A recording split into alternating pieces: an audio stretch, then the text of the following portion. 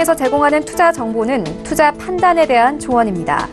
방송에서 제공하는 주식의 가치, 가격 상승 및 가격 하락에 대해서는 방송사에서 보장하지 않습니다. 오늘의 헤드라인 뉴스입니다. 마리오 드라기 유럽 중앙은행 총재는 올해와 내년 성장률 전망치를 하향 조정했다고 밝혔습니다. 드라기 총재는 경기 전망의 하방 위험이 더 커졌다고 분석했습니다. 드라기 총재는 기준금리 등 통화 정책을 동결한 이후 기자회견에서 이같이 밝혔습니다. 유럽 중앙은행 측은 내년 성장 전망도 1.8%에서 1.7%로 낮춰 잡았습니다. 뉴욕 증시에서 주요 지수는 미국과 중국의 무역 협상 추이를 주시하는 가운데 혼조세로 마감했습니다. 뉴욕 증권거래소에서 다우존스 지수는 전장보다 0.29% 상승한 24,597.38의 거래를 마쳤습니다. S&P 500 지수는 전장보다 0.02% 하락한 2,650.54에 나스닥 지수는 0.39% 내린 7,070.33에 장을 마감했습니다. 국제 유가는 사우디아라비아가 미국 정유사로의 원유 수출을 감축할 것이라는 소식 등으로 큰 폭으로 상승했습니다. 뉴욕 상업거래소에서 1월물 WTI 가격은 배럴당 2.8% 상승한 52.58달러에 장을 마감했습니다. 원유 시장 참가자들은 사우디의 대미 수출 제한 소식 등 공급 감소 이슈를 주목했습니다. 도널드 트럼프 미국 대통령은 연방준비제도가 더는 금리를 올리지 않기를 바란다고 말했습니다. 트럼프 대통령은 폭스 뉴스와의 인터뷰에서 연준이 더 이상 금리를 올리지 않길 바란다고 발언했습니다. 외신들은 연준이 다음 주 회의에서 기준금리를 올릴 것으로 예상되는 상황에서 트럼프 대통령의 비판이 나왔다고 설명했습니다.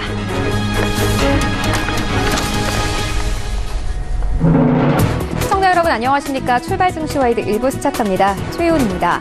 어제 우리 증시 코스피와 코스닥 양지수 모두 상승하면서 마감했습니다. 어제 중국 측이 중국 2025 프로젝트를 포기할 수 있다라는 보도가 나오면서 우리 증시 모두 강세로 마감을 했습니다. 코스피 같은 경우에는 외국인들의 매수세가 유입되면서 2095선에서 마감이 됐고요. 코스닥도 마찬가지로 외국인들이 매수하면서 680선까지 오르는 모습을 보였습니다. 어제 아시아 증시가 전반적으로 강세였는데요. 이런 가운데 뉴욕 증시의 3대 지수는 혼조세를 보이면서 마감했습니다. 이러한 시장 상황들 오늘 출발 증시와이드 1부와 함께 정확하게 다뤄보도록 하겠습니다. 네, 먼저 오늘 글로벌 시시각각 시간에는요, 미국과 중국의 무역 전쟁에 대한 분석이 나오고 있습니다. 미국의 시티그룹은 이 중국의 2019년 수출이 반토막 날 것이라고 보고 있는데요. 그 이유와 시장 영향 함께 살펴보도록 하겠습니다. 이어서 화해의 위기로 삼성전자가 반사이익을 볼 수 있다는 분석이 나오고 있습니다. 최근 신저가를 기록했던 삼성전자 다시 살아날 수 있을지 투자 의견 함께 듣겠습니다. 이어지는 라이브 이슈타임에서는요, 4분기의 기업 실적이 전체적으로 하향 조정되고 있습니다. 어닝 쇼크 폭이 확대될 것으로 보이는데요. 함께 살펴보도록 하겠습니다.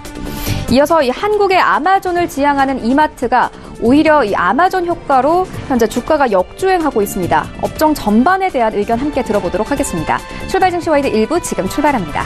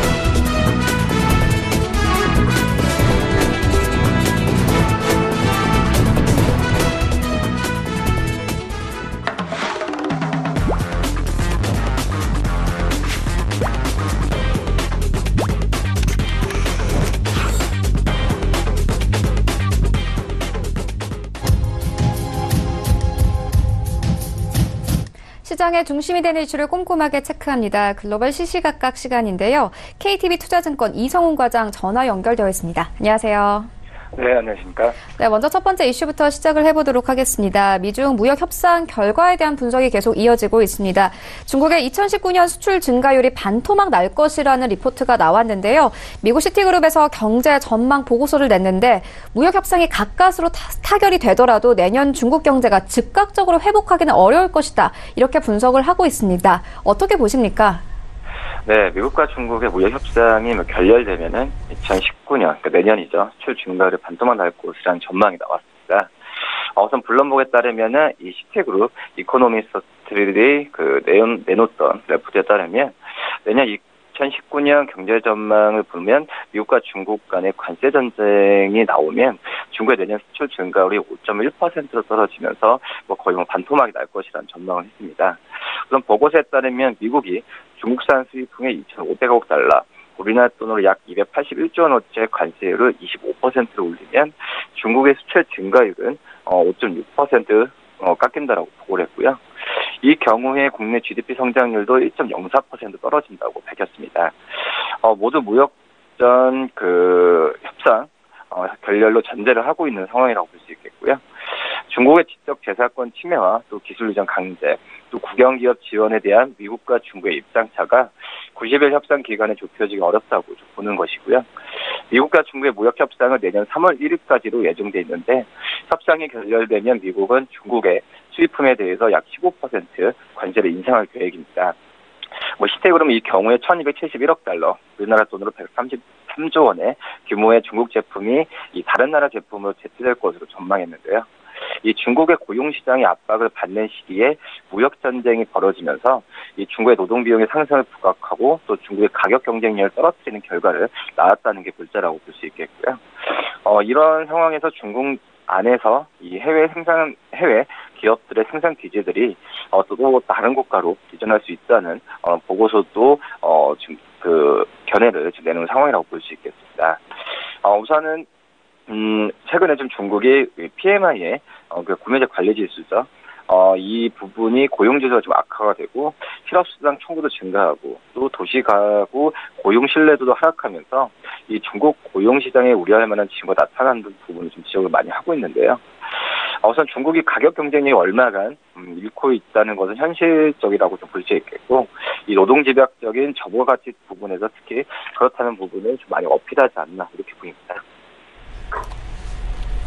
네, 알겠습니다. 미중 무역 전쟁과 또 다르게 이어지는 이슈인 것 같은데요.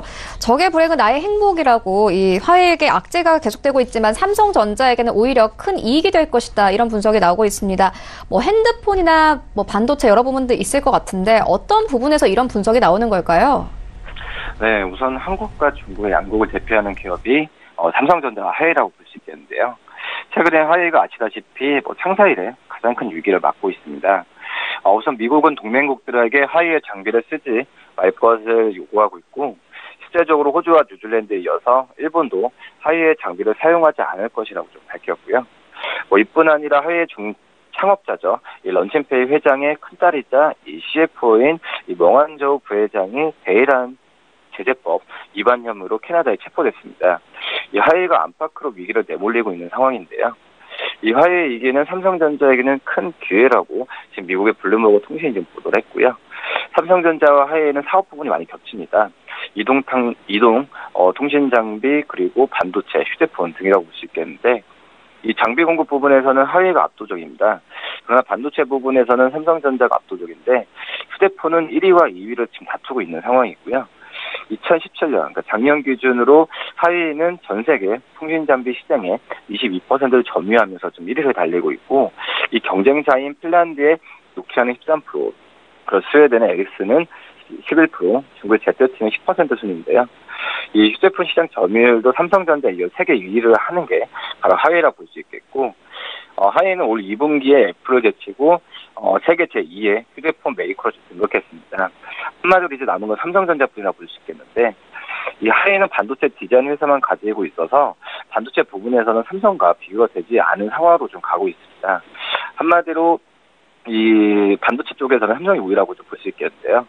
이 화웨이와 삼성전자의 사업 부분이 많이 이외에 반도체 외에 이 화웨이와 삼성전자의 사업분이 많이 겹치기 때문에 이 화웨이 위기는 삼성전자의 기회일 수밖에 없다라고 좀 생각이 되고 있고, 이 화웨이가 압도적 1위를 달리고 있는 이동통신 장비 분야에서 화웨이는 최근에 지금 도전에 많이 직면을 하고 있는 상황입니다.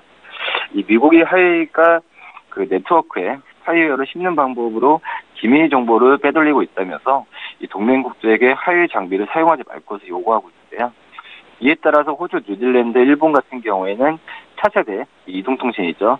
이 5G 네트워크 사업에서 화웨이를 철저하게 지금 배제한 상태라고 볼 수 있겠고, 이 유럽도 화웨이 장비 사용 금지를 지금 저울질하고 있습니다. 이 같은 상황은 삼성전자가 이동통신 장비 분야에서 시장 점유를 늘릴 수 있는 기회가 된다고 이 삼성전자 모바일 사업 부분 쪽에서 설명을 했고요. 이 삼성은 또 5G 네트워크 장비 분야에서는 화웨이에 뒤지지만 이 5G에 최적화된 휴대폰은 화웨이를 앞서고 있는 것으로 좀 알려진 상태고요. 이 삼성전자 내년에 5G에 최적화된 폴더버폰을 공개할 예정인데, 삼성은 이로 인해서 정체 상태에 빠진 글래브 휴대폰 판매가 되살아날 것으로 기대를 하고 있습니다. 뭐 적의 불행은 나의 불행이라고 하는 상황이라고 볼 수 있겠는데, 이 화웨이 위기로 삼성전자가 반사이익을 챙길 가능성이 크지 않을까 이렇게 보입니다. 네, 삼성전자와 화웨이에 대해서 짚고 왔는데 또 다른 모바일 업체인 애플에 대한 새로운 이슈가 있습니다.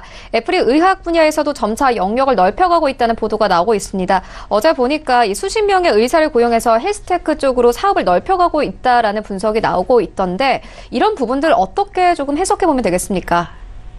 네, 2015년이죠. 애플워치 출시 이후에 적극적으로 의사들을 영입하면서 이 의료기술 부분 또한 중대한 사업으로 지금 애플이 인식을 하고 있는 상황인데요. 이 애플은 의사들을 다양한 개발팀에 배치하면서 애플워치와 아이패드, 아이폰에도 사용할 수 있고 심각한 환자들에게도 도움이 될 수 있는 이 어플의 그 기술의 개발과 또 기계와의 호환성에 적극 나서는 것으로 좀 나타났습니다. 우선은 애플의 특성상 고용된 의사들은 드러나지 않게 활동하고 있는데, 우선은 링크드인을 통해서 20명이 근무하는 것이 확인된 것 외에 최대 50명이 활동하고 있는 것으로 추정되고 있고요. 이 스탠퍼드 의대에서 영입된 이 슌볼 대사이 같은 경우가 애플 헬스그룹을 이끌면서 이 최고 운영 책임자인 제프 윌리엄스와도 긴밀하게 업무 협조를 하는 동시에 계속해서 환자들도 진료하고 있는 것으로 나타났습니다. 이 애플은 스마트워치를 통해서 기존의 건강과 체력 관리 차원을 넘어서 환자들의 질병 관리 분야까지 진출하면서 이 어떤 정형외과 전문의들까지도 영입하고 있는 상황이라고 좀 볼 수 있겠고요. 뭐 이렇게 본다고 한다면은 그 전에 어떤 정형외과 쪽으로의 수술 환자들의 회복을 도울 수 있는 기술을 또 개발하는 것으로 좀 알려졌습니다. 이 의사들은 이제 그 애플워치와 또 의료기록 관련 소프트웨어 개발팀에도 활동하고 있다라고 볼 수 있겠고, 이 애플은 자사 직원들의 진찰을 위해서도 의사들을 대거 채용했다라고 좀 CNBC가 좀 보도를 했고요. 애플은 지난 9월 애플워치 시리즈 4를 공개하면서 이 심장박동과 심방세동 징후를 포착할 수 있는 기능을 갖췄다고 설명했는데요. 또 최근에는 심전도 측정 앱을 좀 출시를 했습니다. 그러나 일부 의학계에서는 이 같은 기능이 사용자에 도움이 되지만 이 정확성 문제로 응급실을 포함해 불필요한 병원 방문을 증가시킬 수 있다는 부분도 지적을 많이 했고요. 우선은 사람마다 심장박동이 다르면서 다른 상황인데, 이 애플워치 사용자들의 이 병원에 대해서 과도한 진단이나 치료 또한 우려되는 상황은 맞다라고 좀 볼 수 있겠습니다. 네, 알겠습니다. 지금까지 세 가지 이슈 함께 짚고 왔습니다. 지금까지 KTB 투자증권 이성훈 과장과 함께했습니다. 고맙습니다. 네, 감사합니다.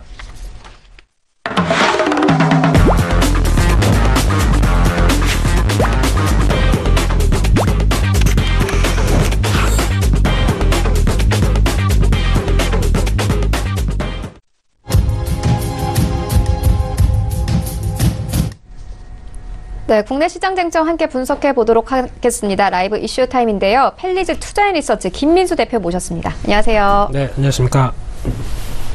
네, 첫 번째 이슈부터 시작해 보도록 하겠습니다. 올 4분기 국내 기업들의 실적이 하향 조정되고 있습니다. 시장 예상치보다 크게 부진할 것이라는 전망이 계속 나오고 있는데요. 어닝 쇼크 폭이 계속 확대될 것 같습니다. 특히나 좀 어떤 업종들이 좀 위험할까요? 네, 우울한 뉴스죠. 네. 예, 우울한 뉴스를 전해드리기 앞서서 일단 지난주에 보다 보니까 유튜브를 통해서 많은 분들이 봐주신다고 얘기를 들었습니다. 네. 그래서 혹시나 몇 분 응원해 주시는 글도 달리고 그래서 네. 상당히 스튜디오를 나오면서 기분이 좋았는데요. 네. 오늘도 마찬가지입니다. 응원의 메시지를 보내주신다고 한다면은 제가 바로 확인하는 대로 읽어드리도록 하고요. 네. 특히 유튜브를 통해서 이제 혹시나 궁금하신 거나 뭐 종목이나 여러 가지 나는 이런 쪽이 좀 궁금하다, 알고 싶다라고 하게 되면 제가 알고 있는 한 여러 가지 내용들을 즉각 말씀드릴 수 있도록 채팅창을 열어두도록 하고 있고요. 네. 지금 채팅창 열려 있네요. 네, 열려 있습니다. 예, 그래서 저희 서울경제TV는 열린 방송, 소통하는 방송을 지향합니다. 네. 피디님 잘했죠? 네. 그거 관련돼서 이제 이슈로 돌아가야죠. 네. 하향 조정되고 있다는 그런 부분 좀 짚어주시죠. 네, 우울한 얘기다 보니까 조금 다시 분위기가 이제 그렇다고 하는 분위기인데, 일단 지금 최근에 시장 동향과는 그래도 좀 선전하는 분위기인데, 실적 흐름들은 여전히 4분기가 별로 안 좋습니다. 특히 3분기도 생각보다 안 나왔다. 그래서 약간 울상인 분위기에서 4분기마저도 그럴 가능성이 높다라는 쪽으로 바라보고 있고요. 근데 지금 실적 기조의 동향들, 그러니까 즉 예상치보다 실적 흐름들이 계속 안 좋아지는 현상들은 아마 지금 나오고 있는 국내 경제 지표의 여러 가지 현상들도 같이 맞물려서 움직인다고 보시면 될 것 같고요. 그런 차원이라고 하게 되면 제가 보기에는 내년 상반기까지도 계속 이런 쪽의 연장선상이 나올 수밖에 없다라는 쪽으로 염두를 하시면서 기업 실적과 관련된 부분들의 여러 가지 변수는 국내 경제 지표의 반등과도 같이 맞물려 있다는 쪽도 같이 보셨으면 좋겠고요. 특히 올해 같은 경우는 대표적으로 그랬습니다. 수출이 이렇게 잘 되는데 왜 기업 실적들이 안 될까에 대한 이면에 대한 부분들은 여러 가지 비용이 늘어나는 부분들과 맞물려서 같이 이어졌다라고 보게 되면은 이런 어떤 기조가 아마 내년까지도 일단 연장될 가능성이 높은데 그렇게 되면은 저희가 고민할 부분들은 기업 실적과 관련돼서 상저하고가 2019년에 나올 수 있느냐 이 부분을 계속 체크를 할 필요가 있다라고 하게 되면 만약에 그런 부분들이 확인되게 되면 내년 하반기는 오히려 주가도 마찬가지로 실적 대비해서 관련돼서 좀 좋겠죠. 그런 흐름들이 연결될 수는 있다라는 가정을 한번 보면서 대응하셨으면 좋겠고요. 일단 그래도 너무 멀리 말고 지금 당장 4분기를 봐야 되겠죠.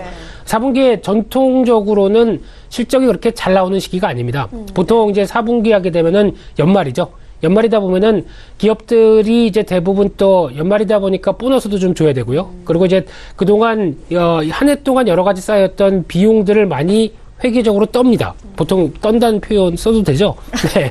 많이 정리를 합니다. 그래서 이 회계 쪽에 반영을 하다 보니까 아무래도 실적 흐름들이 생각보다 좀 덜 나오는 경향들이 많다라고 하는데, 지금 2009년도 이후부터 4분기 동향을 보게 되면은 거의 지금 한 9년, 10년 동안 기존의 4분기 이 정도까지 영업이익이 나오겠지 했던 부분보다 한 23%가 줄었고요.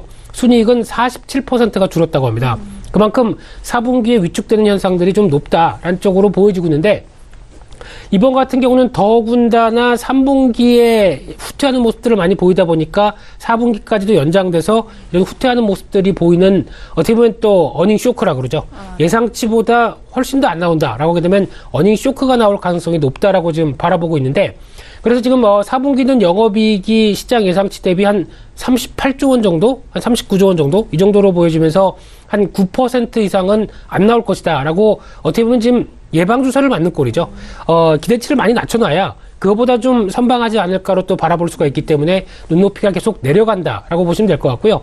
그런 차원에서 봤었을 때 가장 핵심적으로 바라봐야 할 쪽은 반도체라고 보시면 될 것 같습니다. 특히 올해 같은 경우 반도체가 열일했었죠. 반도체가 여러 가지 역할을 다하면서 수출을 주도하고 여러 산업별로 끌어갔던 모습들이 이제 하반기 들면서 뚜렷하게 반도체 가격이 하락하기 시작하다 보니까 그런 영향권들이 그대로 들어왔다라는 쪽으로 보시면 될 것 같고요. 그런 차원에서 지금 가장 눈에 띄는 거는 삼성전자부터 SK하이닉스. 일단 3분기가 정점이다. 4분기는 당연히 실적이 줄어들 것이다라는 관점들이 그 배후에 깔려 있다 보니까 실적에 대한 기조가 그렇게 썩 좋지 않다는 쪽으로 보시면 될 것 같고요. 또 하나 이제 국내 산업들도 반도체가 차지했던 비중, 특히 수출 쪽에서 보게 되면 한 20% 이상은 반도체가 다 했던 모습들인데 거기서 이제 꺾이기 시작하게 되면 그럼 나머지 쪽이 얼만큼 영향을 끌 수 있을 것인가라고 봤었을 때 반도체 자음으로 올해 어떤 수출을 주도했던 쪽을 보게 되면 기계라든가 석유화학 그리고 뭐 철강 이런 쪽으로 있는데 대표적으로 석유화학이겠죠. 이런 쪽은 일단 유가의 동락에 따라서 여러 가지 변화가 많음에서도 불구하고 일단 선방했는데 나머지 쪽의 섹터들이 그대로 끌고 가면서 반도체에 대한 부진을 좀 커버할 수 있겠느냐? 아직은 그 정도까지는 안 되죠. 그러다 보니까 이런 여러 가지 부분들도 수출 동향과 같이 동행해서 보게 되면은 영향권을 끼친다라고 봐야 될 것 같은데 지금 화면에 보시게 되면은 4분기 영업이익에 대해서 전방치가 최근 한 달 동안 어떻게 변화됐느냐라는 쪽에 대한 흐름들이 나오고 있는데 일단 지금 기조로 봤었을 때 왜 오른쪽으로 가 있으면 좋은 거죠. 예상치보다 더 잘 나오겠다라고 보고 있는 게 그나마 디스플레이입니다. 디스플레이 쪽은 워낙 상반기에 좀 고전했기 때문에 하반기엔 그래도 그거보다는 나아지겠지라고 하는 변화가 가장 큰 게 디스플레이 업황이라고 보시면 될 것 같고요. 그 밖에 기계 업종도 눈에 띄고요. 그리고 통신 서비스는 당연히 5G 관련된 투자들이 본격적으로 나오는 시기가 이번에 하반기다 보니까 그에 따라서 여러 가지 변화가 나오겠다라고 관점 쪽에서 통신 관련된 쪽은 긍정적이다라고 보여지고 있는데 반대로 말씀드렸던 반도체 쪽 지금 기준으로는 한 2% 이상 덜 나올 것이다라고 보고 있는데 네. 좀 보수적이죠. 지금 나오고 있는 고정거래 가격 하락하는 모습을 보게 되면 2%가 아니라 좀 더 예상치보다 안 나올 수도 있다는 쪽도 염두를 할 필요가 있지 않을까 생각되고 있는데 여기가 가장 큰 변수입니다. 반도체 쪽이 얼마만큼 선방해 주느냐 마느냐에 따라서 4분기 상장사 영업이익과 관련된 전반적인 모습들이 바뀔 수 있다라는 쪽으로 보셨으면 좋겠고요. 그 밖에 금융주는 상당히 우울합니다. 지금 보험, 증권, 물론 은행 쪽은 선방한다고 하더라도 어떤 지금 금융주에 대한 시각 전반적으로는 가장 핵심적인 게 정부의 리스크입니다. 특히 카드사도 규제하기 시작하고 네. 또 은행도 지금 흐름을 보게 되면은 쉽게 말씀드리면 정부의 시각은 금융주를 바라볼 때 너네들 어떻게 보면은 아무것도 없이 돈놀이 하는 거 아니냐 이런 입장이 상당히 좀 강하죠. 그런 상황 쪽이다 보니까 여러 가지 규제가 들어오고 있는 부분들이 확인되다 보니까 보험사도 마찬가지겠지만 보험사도 내년 가게 되면 회계 기준부터 여러 가지 가이드라인에 대한 정책들이 좀 많이 압박이 들어올 걸로 보여지고 있습니다. 그러다 보니까 어떤 위축세가 좀 더 들어오죠. 그래서 금융주는 아마 내년도 싸긴 싼데 이 싼 부분들을 약간 이제 어느 정도 커버하는 정도만 주가가 움직이지 그 이상으로 어떤 모멘텀을 강화시키기에는 아주 좀 어려울 것이다라는 쪽으로 보셨으면 좋겠고요. 그 밖에 또 하나 눈에 띄는 섹터 중에 하나가 화장품입니다. 화장품 섹터를 좀 눈여겨보게 되면은 지금 기조로 보게 되면 11월 달도 화장품 수출이 상당히 잘 나왔습니다. 지금 보니까 한 9.4% 작년 동기 대비 증가한 모습으로 보이는데, 물론 이제 사드 배치 이후에 나오는 여러 가지 변화가 나온다고 하더라도 지금 자체적인 여러 가지 변화, 특히 또 하나 어떤 변수들을 보게 되면 ODM 업체라고 있죠. 그러니까 지금 저희가 화장품 업체들이 그러니까 좀 그 글로벌 업체들 쪽으로 공급하고 어떤 브랜드 쪽으로 공급하는 업체들이 생산량이 한 40% 늘었다고 얘기하는 수치도 나옵니다. 그만큼 일단 과거의 위축보다는 좀 괜찮다라는 분위기가 좀 키워가고 있는데, 그러나 화장품 업체 쪽에서 조금 다른 분위기는 옛날에는 LG생활건강이 후인가요? 네, 제가 브랜드는 안 써봐서 잘 모르겠습니다. 네. 제가 발음은 이상하죠. 네, 그렇죠. 그렇죠. 네. 그래서 또 지금 거기다가 이제 아모레퍼시픽의 설화수 네. 이런 브랜드 쓰십니까 혹시? 아니요, 비싸서. 예, 네. 다 비슷한 반응이시군요. 비싸서. 네, 네. 네. 그러다 보니까 이런 브랜드들에 대한 장악력들이 과거보다 많이 좀 떨어졌고요. 네. 약간 좀 중저가, 그래서 패스트 뷰티에 맞출 만한 여러 가지 분위기가 좀 나오면서 브랜드가 좀 다양화됐다는 쪽이 보다 보니까 상대적으로 그동안 브랜드를 갖고 있던 대형주는 좀 주춤하고 중소형주가 조금 더 활개를 치는 현상들이 지금 화장품 쪽에서는 나온다라는 분위기로 보셨으면 좋겠고요. 그런 관련된 쪽에서 아마 주가의 어떤 화장품 쪽에 대한 재조명과 시각이 조금씩 바뀌기 시작한다라고 하게 되면 OEM, ODM 업체 중심으로도 실적에 대한 변화와 함께 기대감이 커질 수 있는 부분들이 더 높아졌지 않았을까라고 보여지고 있는 가운데 화장품 쪽도 나쁘지 않다라는 쪽으로 보여지고 있고요. 네. 따라서 결론적으로만 보게 되면 4분기 눈높이 좀 낮아지고 있다는 관점과 함께 그래도 반도체 쪽이 얼만큼 선방해 주느냐에 따라서 여러 가지 변화가 바뀔 수 있다. 이런 쪽으로 좀 정리해야 될 것 같습니다. 네, 알겠습니다. 이어서 다음 이슈로 옮겨가 보도록 하겠습니다. 유통업도 좋지 않습니다. 최근 온라인 구매가 확대되면서 유통업계의 부담이 늘고 있습니다.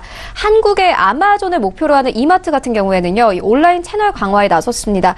하지만 온라인을 통해서 물건을 구입하는 사람이 느는 만큼 이제 물가가 억제되는 이른바 아마존 효과 때문에 또 이러한 유통주들이 안 좋은 흐름을 가져가고 있습니다. 앞으로의 흐름은 어떻게 보십니까? 네, 아마존과 관련된 이마트 여러 가지 효과들을 말씀드리기 전에 지금 방금 채팅창에서는 네. 앱솔루트 윈님께서 얘기를 한마디 남겨주셨네요. 앞서, 예, 증시가 올라가야 앵커님 월급도 올라가서, 네, 화장품도 좀 좋은 거 쓰지 않을까. 그러니까요. 네, 하나 사드려야겠습니다. 예, 제가, 한번 써보시고 품평을 좀 해주시라는 의미에서, 네. 예, 설화수 비싸다고 그랬죠. 한번, 네. 예, 공급책으로 네. 한번, 예, 해보도록 하겠습니다. 예, 그거 관련돼서, 이제 이마트 얘기를 좀 드려야 될 것 같은데요. 네. 네, 유통주와 관련된 여러 가지 시각적으로 변화를 봤었을 때 일단 올해 가장 큰 유통주를 가르는 첫 번째 요인은 소비자 심리라고 보시면 될 것 같죠. 네. 유통주의 대표적인 어떤 분위기를 가르는 흐름이다라고 봤었을 때 일단 그림을 보시게 되면은 소비자 심리 지수가 나오기 시작하는데 솔직히 지금 약 한 10년 정도쯤으로 장기 흐름들을 보게 되면은 솔직히 별로 안 좋습니다.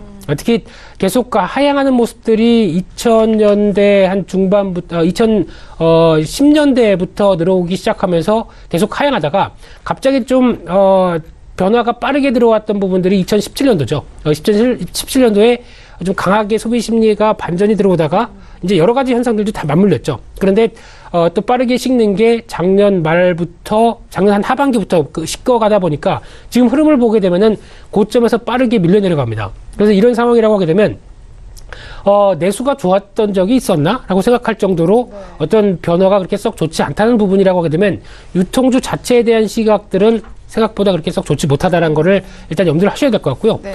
두 번째 그림을 보시게 되면은 그러면 이제 유통주 관련돼서 업체별 여러 가지 흐름들이 나오는데 그래도 좋은 쪽과 안 좋은 쪽은 또 분명히 유통업종 안에서도 존재한다라는 쪽으로 봤었을 때 안 좋은 것부터 말씀드릴게요. 대형마트 보게 되면은 역성장입니다. 올해 1월 달부터 10월 달까지 누적으로 바라본 업태별 매출을 봤었을 때 매출이 뚜렷하게 하향하고 있는 쪽이 나온다라는 거는 대형마트가 가장 크고요. 그 밖에 면세점 33% 이상 증가한 모습들. 그리고 무점포 소매는 쉽게 말씀드리면 온라인이죠. 네. 온라인 쪽이다 보니까 15.5%. 그리고 편의점도 생각보다 잘 나옵니다. 네. 한 10% 이상 성장하는 모습들로 보이다 보니까 네. 이런 결론으로 봤었을 때는 일단 백화점도 물론 2.9% 성장은 했다고 하더라도 이 성장했다는 것보다 선방했다고 봐야 되겠죠. 그런 상황이다 보니까 대형마트에 대한 부진이 그대로 나오다 보니까 이와 연결된 대표적인 종목 이마트죠. 부진할 수밖에 없다라는 쪽으로 보여지고 있는데 이마트에서 물건 잘 안 사시나요? 사람들이? 글쎄요. 네, 아직 결혼을 하시고 이제 네. 여러 가지 물가 수준을 보실 정도면은 그렇게 되면 예, 알겠죠. 될겠는데 좀 그렇죠. 네, 그런 관점 쪽으로 봤을 때 아무래도 이제 대형마트의 경쟁과 관련해서 여러 가지 부분들이 직접적인 서민 물가와 서민의 장바구니를 표현한다라고 하게 되면 대형마트의 매출이 떨어지는 모습들은 아무래도 이런 소비 심리와 직접적으로 나오지 않을까라는 쪽으로 추정할 수 있는 상황들이고요. 상대적으로 앞서 말씀드렸던 면세점 같은 경우는 그나마 올해 사드 배치 이후에 나오는 중국 관광객 단체 관광객이 없다고 하더라도 가장 크게 어떤 매출을 메꿨던 쪽이 보따리상입니다. 네. 그쪽에서 매출을 끌어올렸던 대표적인 흐름들인데 그러나 올해는 선방했는데 내년은 잘 모르겠죠. 왜냐면 중국의 온라인법 개정이 내년 1월부터 들어오기 시작하게 되면은 보따리상들도 이제 등록 쪽으로 바꿀 겁니다. 중국도 세금 걷어야죠. 네. 그런 관점 쪽으로 보게 되면은 아마 이쪽에 대해서 이제 비용이 늘어나는 만큼 보따리상들도 민감하게 반응하면서 면세점에 대한 여러 가지 변화가 나오지 않을까라는 쪽이기 때문에 조금 더 주목해야 될 것 같고요. 그 밖에 이제 온라인 쪽에 대해서는 여전히 몇 년 전부터는 계속 대세죠. 모바일 쇼핑, 그러니까 엄지 쇼핑 쪽. 그래서 모바일 쇼핑과 온라인 쇼핑은 여전히 강한 흐름들인데 앞서 말씀드렸던 이 아마존 효과가 여기서 나옵니다. 특히 대형마트나 아니면 일반 백화점에 가서도 보면은 이제 물건 이렇게 쭉 스캔하죠. 그래서 딱 보면서 꽂히는 게 있습니다. 그러면 저거 사야지 하면서 여기서 사는 게 아니죠. 여기서 결제 안 하죠. 그러면은 모델 번호 보고 가격 머리로 생각했다가 어떤 분들은 심지어 찍기도 합니다. 좀 거기 점원이 보면 좀 짜증나죠. 네. 근데 찍어가서 바로 이제 또 매장 나와서 이제 바로 검색하죠. 검색해서 이거 온라인에서 얼마일까 보면은 최저가. 그럼 바로 여기. 그래서 거기서 사는 거죠. 네. 또 할인 쿠폰 매기고 포인트 차감시키고 그래서 상대적으로 득템했다. 네. 이런 분위기로 나오는 게 이 아마존 효과라고 보시면 될 것 같습니다. 네. 오프라인에서 보고 온라인에서 구매를 하는 그런 현상들이 나오다 보니까 아무래도 이제 오프라인 업체들은 상대적으로 많이 위축된다라고 얘기를 하고 있는데 그러면 이제 앞으로의 숙제가 이런 오프라인을 갖고 있는 업체들 같은 경우는 쉽게 말씀드리면 매장 비용 나가고 인건비 나가고 어떤 재고 비용 관련돼서 관리 비용 나가고 이런 여러 가지 부분들을 커버를 하느라고 그만큼 물가가 매장에서 파는 건 비싸다고 하는데 그렇다고 하더라도 형태가 이렇게 바뀌어가다 보니까 이런 온라인을 충분히 활용할 수 있는 여러 가지 전략들을 바꾸려고 하는데 그럼 바꾸려고 한다고 하더라도 온라인 쪽을 집중하기 위해서는 초기에 비용이 들어갈 수밖에 없죠. 마케팅 비용도 상당히 많이 들어가는 수준이고 어떻게 보면 또 초기에 서버나 여러 가지 온라인을 구축하는 데 들어가는 비용들도 많다라고 하게 되면 아무래도 온라인 쪽을 바라보는 시각 쪽이 그렇게 썩 긍정적일 수만은 또 초기에는 없다라는 부분들이 당장 성과가 안 나온다는 부분들이 또 하나의 숙제가 될 수밖에 없다고 봐야 될 것 같고요. 마찬가지로 이마트도 지금 뭐 일렉트로마트, 노브랜드 이런 쪽으로 가보셨습니까? 네, 뭐 잘 해놨더라고요. 잘 했죠. 그 노브랜드 같은 경우는 약간 그 카스커죠. 카스커 분위기가 나면서 약간 어떤 좀 대량 구매를 또 원하는 쪽으로 이렇게 나가는 분위기긴 한데 실질적으로는 그 가격에 대한 어떤 메리트를 많이 느끼기는 만들었는데 아직 어떤 매출과 관련돼서 이마트 입장 쪽에서는 강하게 부각은 좀 덜 되지 않나라는 쪽이고요.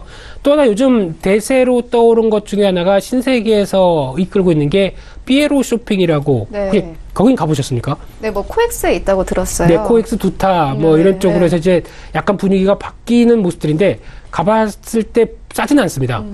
제 느낌으로는 싸진 않는데 물건들이 그래도 좀 신기한 게 많다라는 정도. 이런 쪽에 대한 호기심 유발과 함께 나오는 잡화점이죠. 이런 분위기가 또 하나의 온라인, 쇼핑의 여러 가지 변화를 끌고 가지 않나라는 쪽인데 이쪽은 먼저 다이소가 이끌면서 이제 변화가 들어가는데 다이소는 너무 저가다. 그러다 보니까 여러 가지 변화를 끌고 간다라고 보여지고 있는데 아직 그 실적과 관련된 여러 가지 변화는 좀 더 지켜봐야 될 것 같고요. 하지만 구매하는 사람들 줄은 엄청 깁니다. 그래서 그 어떤 결제를 하고 싶어도 못했던 경험도 있었고요. 너무 많은 사람이 많아서요. 네. 그래서 이제 중요한 부분들은 앞서 말씀드린 것처럼 유통업종 쪽에서도 변화가 뚜렷하다. 근데 그나마 잘 되는 쪽이 몇 가지 말씀드렸죠. 온라인 쪽, 그리고 면세점, 그리고 편의점 쪽. 근데 아마 주가와 관련돼서 여러 가지 동향들을 보게 되면 편의점 쪽도 눈여겨볼 필요가 있다고 생각됩니다. 특히 지금 그동안 최저임금 상승과 여러 가지 변화 때문에 많이 위축이 됐었던 부분들인데 정점이 뒤났다는 변화와 함께 편의점주에는 그래도 이런 저성장 시대에 성장한다라는 관점이라고 하게 되면 편의점주에 대한 시각들도 그렇게 떨어지지 않는다는 관점이기 때문에 주가도 지금은 견조하지 않을까.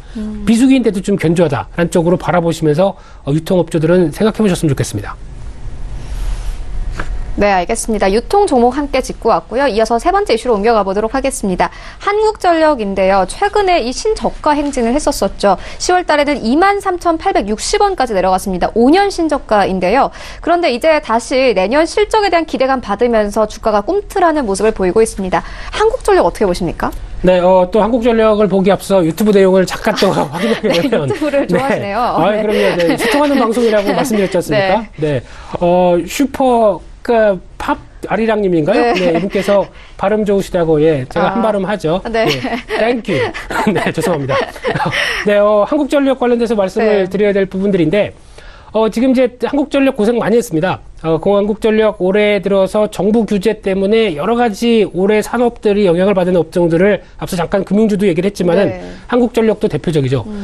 두 가지인데요. 첫 번째로는 원전입니다. 원전을 이번 정부 들어서면서 탈원전 쪽으로 나가다 보니까 원전을 줄이면은 다른 비용들이 늘어날 수밖에 없겠죠. 그런 어떤 발전 비용들이 늘어나는 부분들. 게다가 또 누진제가 변경이 어떤 시도가 되다 보니까 이에 따른 또 혼란들 이런 것들 때문에 아무래도 여러 가지 역할들은 많았다고 하더라도 유가가 하락하면서 비용이 떨어지는 부분과 함께 거기다가 실적도 작년까지가 좀 정점으로 많이 좀 힘들었다라고 하게 되면 올해까지 영향을 받는다고 하더라도 내년부터는 괜찮을 것이다 라는 쪽으로 무게를 맞출 수 있을 것 같고요. 한국전력은 딱 그렇게 보셨으면 좋겠습니다.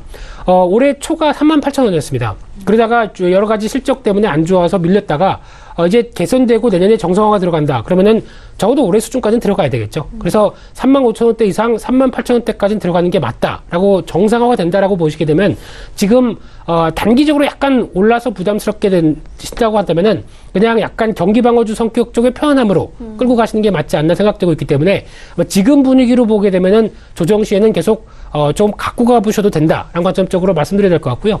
그런 차원에서 유가 동향들 좀 지켜보시면서 여전히 회복에 무게를 둔다라고 하게 되면 지금 주당 순자산이 10만 8천 원까지 나오는 회사가 이 정도밖에 안 된다라고 하게 되면 가격 메리트 높습니다. 그렇기 때문에 네. 회복세를 무게를 두고 4만 원대 근처까지 한번 가보자라는 전략적으로 보셨으면 좋겠습니다.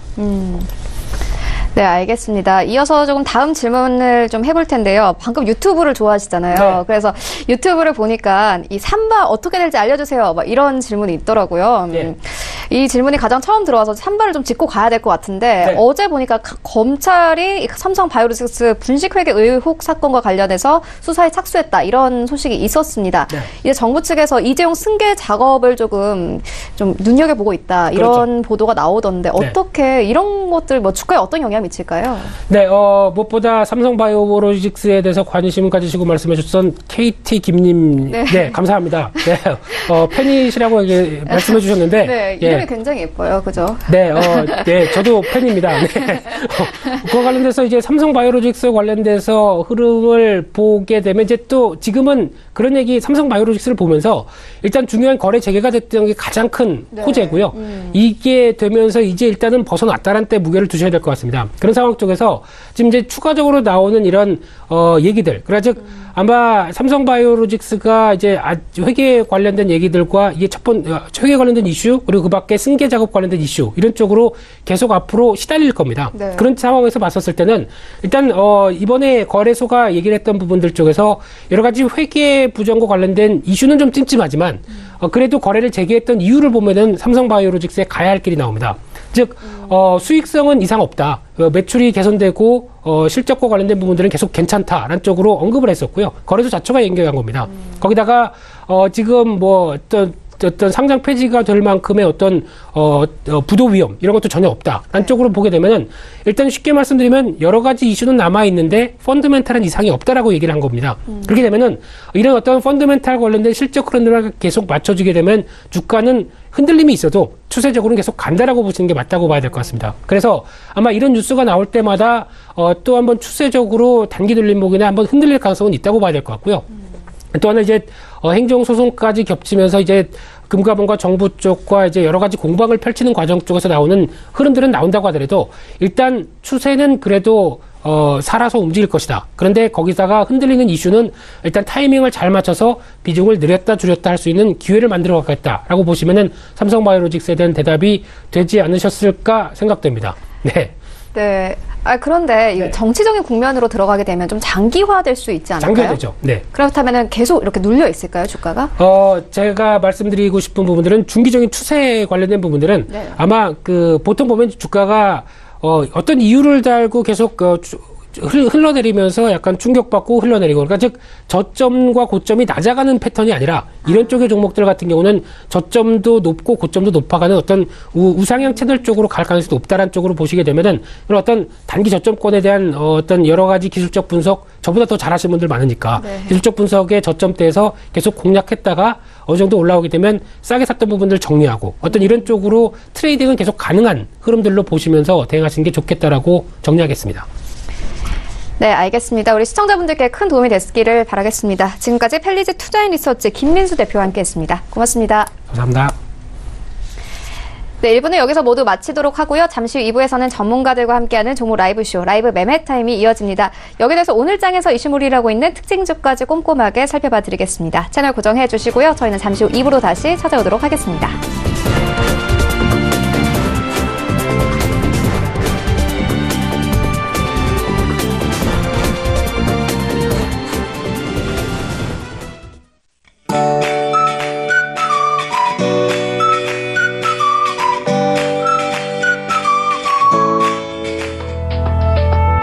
안녕하세요. K웨더 라이프스타일 여보 최현미입니다. 밤사이 찬 공기가 유입되면서 중부지방의 기온은 뚝 떨어졌습니다. 서울 아침 기온 영하 7도, 대전 8도가 되겠고 남부지방도 영하권에 머물겠습니다. 낮 동안 기온은 오르면서 어제와 비슷하지만 계속해서 평년 수준을 밑돌겠습니다. 감기 걸리지 않도록 옷차림 따뜻하게 입으셔야겠습니다. 한편 오후부터 서쪽 지방을 중심으로 미세먼지 농도가 짙어지겠습니다. 한때 나쁨 단계로 외출하실 때는 마스크를 꼭 착용하셔야겠습니다. 오늘은 중국 산둥반도 부근에서 남동진하는 고기압의 영향을 받겠고요. 울릉도와 독도는 기압골의 영향을 받다가 점차 벗어나겠습니다. 다음은 자세한 지역별 날씨입니다. 중부지방 맑은 날씨가 이어지면서 아침 추위를 조심하셔야겠습니다. 낮 최고 기온은 서울 3도, 대전 2도를 보이겠습니다. 동해안 지방 울릉도는 눈이 내리겠고요. 해안가를 중심으로 건조특보가 발효된 곳이 있습니다. 낮 동안 속초 4도가 되겠습니다. 남부지방은 구름만 조금 지나면서 맑은 가운데 낮 기온은 어제보다 낮아졌습니다. 전주 3도, 대구 4도가 예상됩니다. 동해상으로는 눈이 내리다 그치겠고요. 물결은 최고 4m로 매우 높게 일겠습니다. 항해나 조업하는 선박은 각별히 조심하셔야겠습니다. 내일 아침 기온은 조금 오르지만 추위는 여전하겠습니다. 일요일에는 전국에 눈이나 비가 또 한 차례 내릴 전망입니다. 날씨였습니다.